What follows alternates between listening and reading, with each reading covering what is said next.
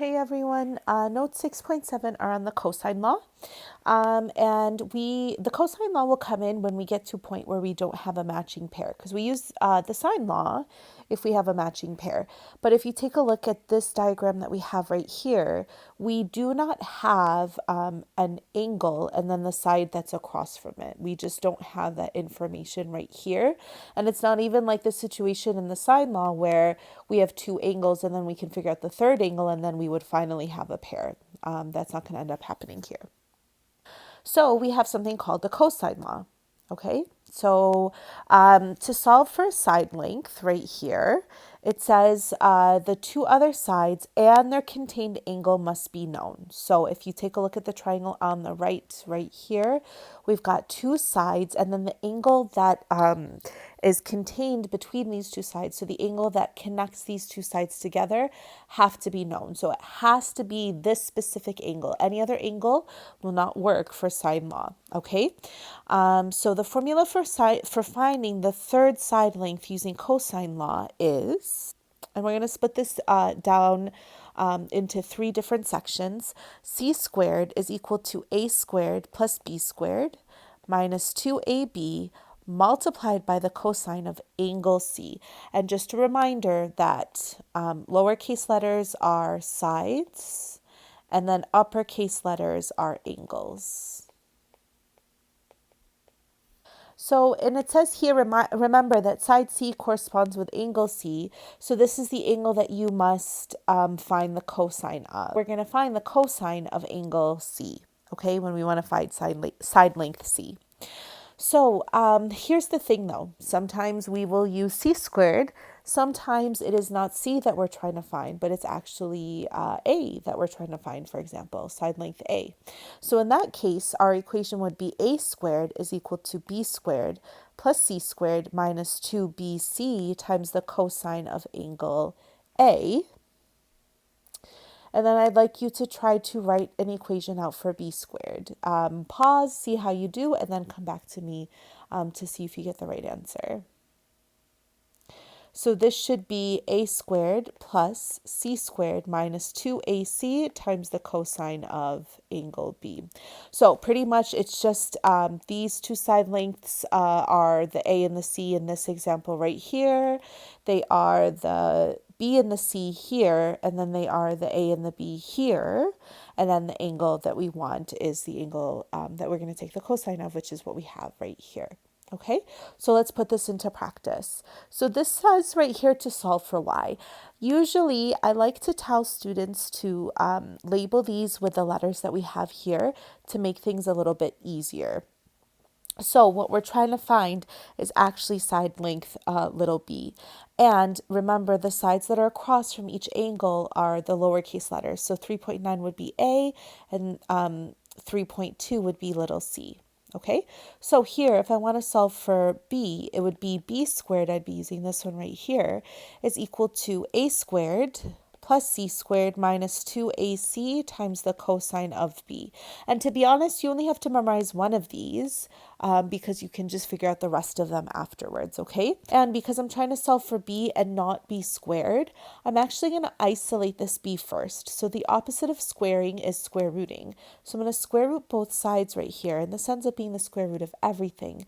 So b is equal to the square root of a squared plus c squared minus 2ac times the cosine of b. And this is why, and the reason why I'm doing this first is because I want to get that b completely alone before I plug in numbers, because once I plug in numbers, it just gets ugly and I don't like it.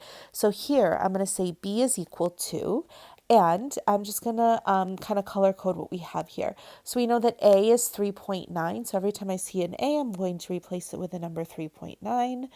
We know that side length C is 3.2. So every time I see a C, I'm going to replace that with 3.2. And we know that angle B is going to be 43 degrees. So every time I see a B, I'm going to replace this with 43. So this is now going to say the square root of a squared plus c squared minus 2 times a times c times the cosine of b. So I'm going to fill in all of that information here. So again, this is going to be a squared. We know this is 3.9. Plus c squared, we know is 3.2. Minus 2 times a, again, we know is 3.9. Times c, which is 3.2, times the cosine of b, which is 43 degrees. So now I'm just going to calculate each one of these numbers right here. So I'm going to figure out what 3.9 squared is. And I'm also going to figure out what 3.2 squared is. So I know 3.9 squared is 15.21 and 3.2 squared is 10.24.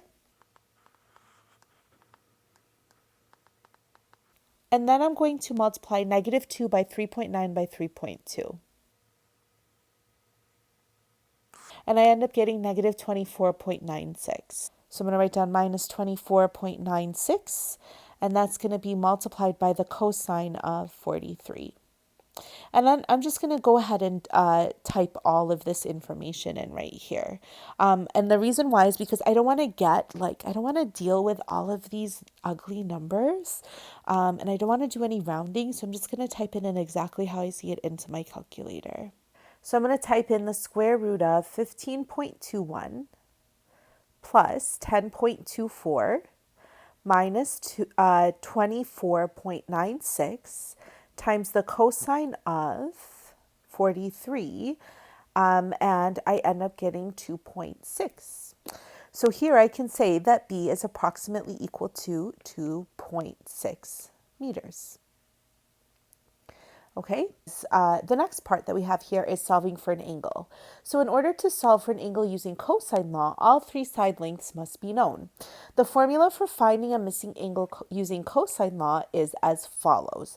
I'm going to give you the formula, but then when I see you in class, we are going to actually derive the formula, but I'd like to be there with you when we do it.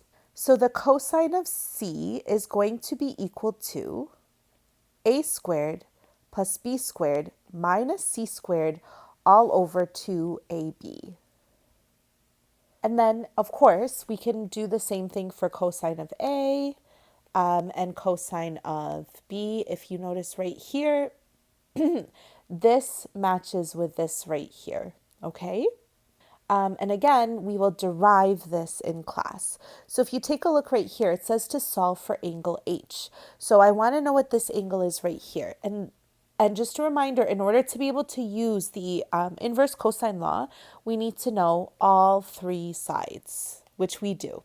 So right here, we would say that the cosine of H is going to be equal to, and then if you look right here, this is little h, this would be little e, and this would be little s. So this is going to be equal to e squared plus s squared minus h squared, notice how these are the ones that match, all over 2 times e times s. Okay, so let's go ahead and plug in our information here. E is going to be 24. Our S is going to be 16, and our H is going to be 20. Okay, so again, our E is 24 and our S is 16. So now I end up getting cosine of H is equal to squared, which is 24, plus S squared, which is 16, and then minus H squared, which is 20, all over 2 times E times S, where E is 24 and S is 16. So I'm going to go ahead and evaluate the entire numerator and the entire denominator. So I'm going to figure out what this entire number is up here and what this entire number is down here. So let's go ahead and do that. 24 squared plus 16 squared minus 20 squared will give me 432. So my numerator up here will be 432. My denominator down here will be 2 times 24 times 16, which is 768. So here now I'm going to say that h is the inverse cosine of 432 over 768. So I end up getting approximately, so I'm going to go to inverse cosine of 432 over 768. And I end up getting approximately 56 degrees. Okay, and that's how you do a question like that. All right, a cosine law word problem. So here it tells us that Jovi leaves the Shelburne Arena and walks 2 kilometers in a straight line. So this is how that will look. So here's the arena, and she walks 2 kilometers in a straight line. And this is Jovi's path. Okay, while her friend Autumn leaves the same arena at the same time and walks 3 kilometers in a straight line that is 85 degrees from Jovi's path. So Autumn is walking in a straight line as well, okay? And we know that she's walking in a direction that is 85 degrees from Jovi's path, and she goes 3 kilometers. And we're going to pretend like these two side lengths are the same. Sorry, I ran out of space. So we'll cut off Jovi's a little bit because Jovi's should be shorter. And we want to know how far apart are they right now. So if this is where Autumn ended and this is where Jovi ended, then how far apart they are is this right here. So we'll call this X. So I'll call this angle A right here. I will call this angle B right here, and I will call this angle C right here, which means that this is side length A. This 2 right here is side length C, because it's across from angle C, and this 3 is side length B right here, because it's across from angle B.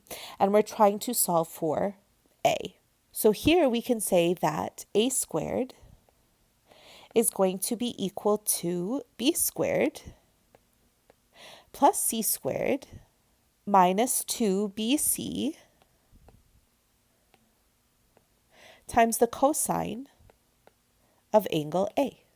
So if I want to isolate A right here, I'm going to say A is going to be equal to get rid of that square, I'm going to square root here. So I'm going to say that it is equal to the square root of B squared plus C squared minus 2BC times the cosine of angle A.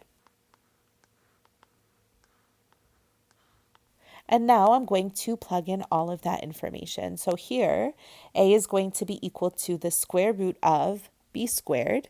We know that B is 3. We figured out that B is 3. Plus C squared. We know that C is 2.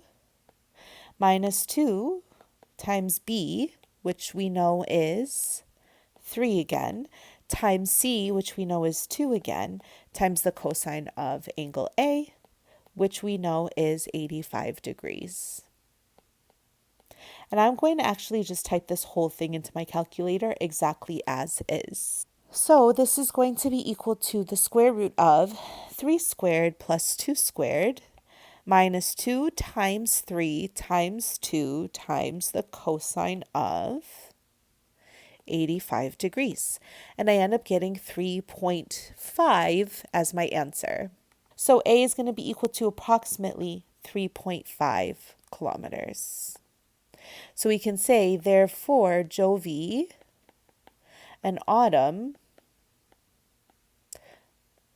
are 3.5 kilometers away from each other. And that's our answer. And the end of our video. Let me know if you have any questions. Otherwise, I'll see you in class. Bye.